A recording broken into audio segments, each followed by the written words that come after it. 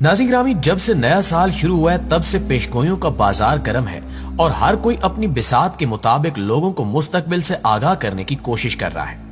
लेकिन आज की वीडियो में हम जिस हस्ती का जिक्र करने जा रहे हैं वो कोई आम हस्ती नहीं है, बल्कि अल्लाह के नेक वलीउल्लाह हैं और इनकी पेशगोइयों को भी खासी कदर की निगाह से देखा जाता है, क्योंकि इनकी अक्सर पेशगोइयां हूबहू पूरी होती हैं। हम आज की वीडियो में नेमतुल्लाह शाह वली की पेशगोइयों का जिक्र करेंगे और मजीद ये भी बताएंगे कि इन्होंने 2023 में पाकिस्तान के लिए कौन सी पुरस्कार पेशगोइयां कर रखी हैं। मुअज़्ज़िज़ दोस्तों, आपका पूरा इस्म ग्रामी सैयद नूरुद्दीन नेमतुल्लाह है और आप पांचवें इमाम सैयदना हजरत बाकर और इस वास्ते से हजरत अली अल मुर्तजा इब्ने अबी तालिब की औलाद है।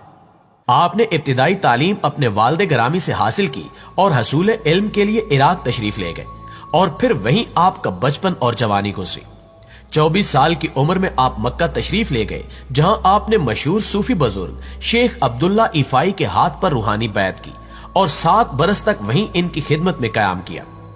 शाह नेमतुल्लाह वली ने अपने इल्म कशफ से फारसी शेरों पर मुश्तमिल शाहरुख मिर्जा की औलाद और मुगलिया खानदान के आने वाले दौर और हुक्मरानों के बारे में अपने मखसूस असलूब में पेशगोइयां की और तोहफतन शाहरुख मिर्जा को अता की, जो कि जमाने के गुजरने के साथ साथ बिल्कुल सही साबित भी हुई। प्यारे साथियों, आपकी पाकिस्तान से मुतल्लिक पहली पेशगोई यह है कि बहुत जल्द पाकिस्तान के मुसलमानों पर अल्लाह ताला का फजल जाहिर होगा और इनके हाथ काम चलाने वाले आदमी आ जाएंगे। अगर मौजूदा दौर का जायजा लिया जाए तो पाकिस्तान में कोई ऐसी गैर मामूली शख्सियत या दयानतदार सियासतदान पैदा नहीं हुआ जिसे खिराज तहसीन पेश किया जा सके। मज़कूरा शेर के मुताबिक कौम के हाथ में हकीकतन अगर कोई काम चलाने वाला आदमी आया है तो वो सिर्फ डॉक्टर अब्दुल कदीर खान ही है, जिन्हें तमाम कौम अपना हीरो मानने पर मुत्तफिक है। किसी ने बजा कहा है कि अगर कायदे आजम ने पाकिस्तान बनाया तो डॉक्टर अब्दुल कदीर खान ने पाकिस्तान बचाया। आज अगर दुश्मन हम पर हमले की जुर्रत नहीं कर रहा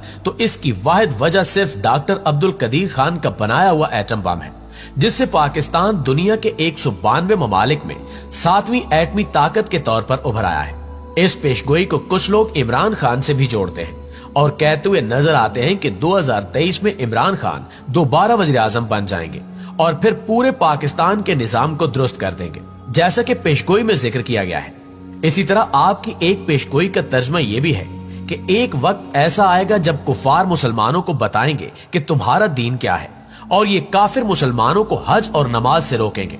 अगर आज गौर किया जाए तो पूरा कुफार और यहूदी ताकतें इस्लाम की तशरीह करने में मसरूफ हैं। यहाँ तक कि लिबरल, सेकुलर और लादीनी नुक्ते नजर से कुरान और सुन्नत की तफसीरें की जा रही हैं और मुसलमानों को ये बताया जा रहा है कि जिहाद का रास्ता तर्क करके अमन की आशा इख्तियार की जाए, जबकि शराब नोशी और बेपर्दगी को ऐन इस्लाम बनाकर पेश किया जा रहा है। सूद को मुआशी तरक्की का जरिया बताया जा रहा है और गुस्ताखे रसूल सल्लल्लाहु अलैहि वसल्लम को आजादी इजहार राय का फरोग कहा जा रहा है। कभी तो दीन के अरकान पर अमल करने वाले को बुनियाद परस्त और शिद्दत पसंद कहकर रुस्वा किया जाता है, तो कभी खवारिज के नापाक अमाल को बुनियाद बनाकर दीन इस्लाम की जड़ें काटने की कोशिश की जा रही है और नजरिए पाकिस्तान और इस्लाम को दकिया नूसी करार देकर तर्क करने के मशवरे दिए जा रहे हैं। इसके अलावा आप देख लें कि किस तरह यहूदियों ने कोरोना वायरस का बहाना बनाकर मुसलमानों पर मुख्तलिफ पाबंदियां लगाई और हमें बताया जा रहा है कि आप किस वक्त मस्जिद में दाखिल हो सकते हैं और किस वक्त आपको रुकावट का सामना करना पड़ेगा। सिर्फ यही नहीं, बल्कि मौजूदा दौर में मुसलमानों को हज और उम्रे की पाबंदियों का भी सामना है, जो हम कुफार की इजाजत के बगैर नहीं कर पा रहे। इन सारी बातों से जाहिर होता है कि नेमतुल्लाह शाह वली की यह पेशगोई भी मौजूदा हालात में बिल्कुल पूरी हो चुकी है। इसके बाद नेमतुल्लाह शाह वली मुस्तकबिल में एक खल्फिशार के वक्त बुत परस्त हिंदुओं का कलमा गो मुसलमानों पर जुल्म जबर का जिक्र करते हैं, जिस पर मुसलमान सब्र से काम लेंगे, लेकिन फिर अगले मरहले में अरब पहाड़ों, ब्याबानों और सहराओं से मदद के लिए निकल आएंगे, जबकि चतराल, नांगा पर्वत और चीन के साथ गिलगित और तिब्बत का इलाका मैदान जंग बन जाएगा।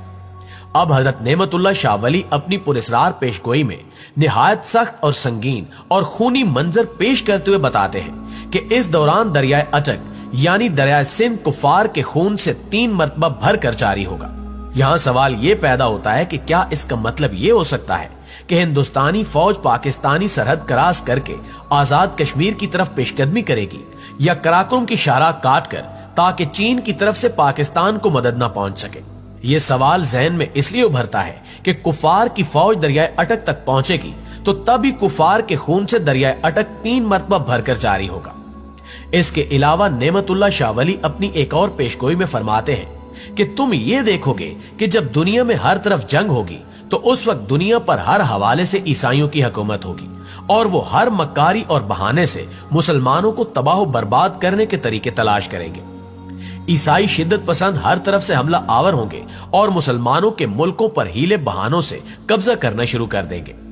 دنیا سے خیر ختم ہو جائے گی اور دنیا میں ایک نظام تشکیل پائے گا جو سازش اور دھوکے پر مبنی ہوگا۔ اگر اس پیشگوئی پر غور کیا جائے تو یہ واضح ہو جاتا ہے کہ آپ کا اشارہ نیو ورلڈ آرڈر کی جانب تھا جو کہ آج کل نافذ ہو چکا ہے۔ ظاہری طور پر یہ نظام دنیا کی اقتصادی صورتحال سے تعلق رکھتا ہے، لیکن اس نظام کو ایک ضابطہ حیات کے طور پر مسلط کیا گیا،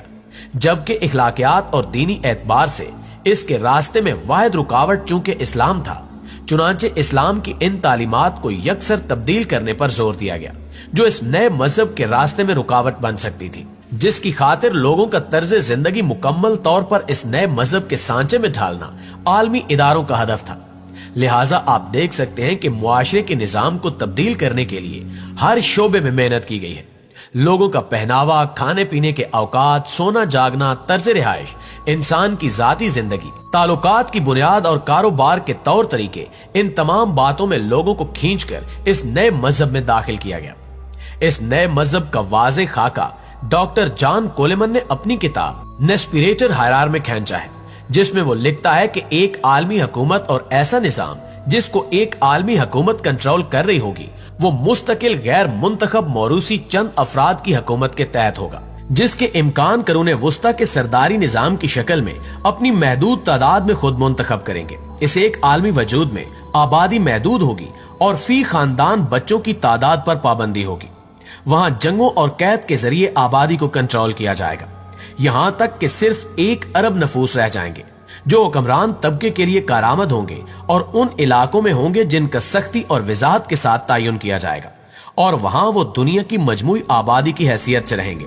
اور پھر کوئی متوسط طبقہ نہیں ہوگا بلکہ صرف حاکم اور محکوم ہوں گے۔ اس کے علاوہ ڈاکٹر جان لکھتا ہے کہ اس نظام میں تمام قوانین دنیا کی سچی عدالتوں میں ایک جیسے ہوں گے، جن پر عمل درآمد ایک عالمی حکومت کی پولیس اور متحدہ عالمی فوج کے ذریعے تمام سابقہ ممالک میں ہوگا، اور کسی طرح کی قومی سرحدیں نہیں ہوں گی، بلکہ یہ نظام ایک فلاحی ریاست کی بنیادوں پر استوار ہوگا۔ پیارے دوستو، یہ سارا وہی نظام اور مذہب ہے جس کی سربراہی یہودی کریں گے، اور یہی وہ نظام ہے جس کی پیشگوئی حضرت نعمت اللہ شاہ ولی نے آج سے 850 سال پہلے کر دی تھی، اور جو آج حرف بہ حرف پوری ہو رہی ہے۔ اللہ تعالیٰ سے دعا ہے کہ اللہ تعالیٰ ہر مومن مسلمان کو ان تمام دجالی فتنوں سے اپنی حفظ و امان میں رکھے اور ہمارا خاتمہ ایمان پر کرے۔ آمین ثم آمین۔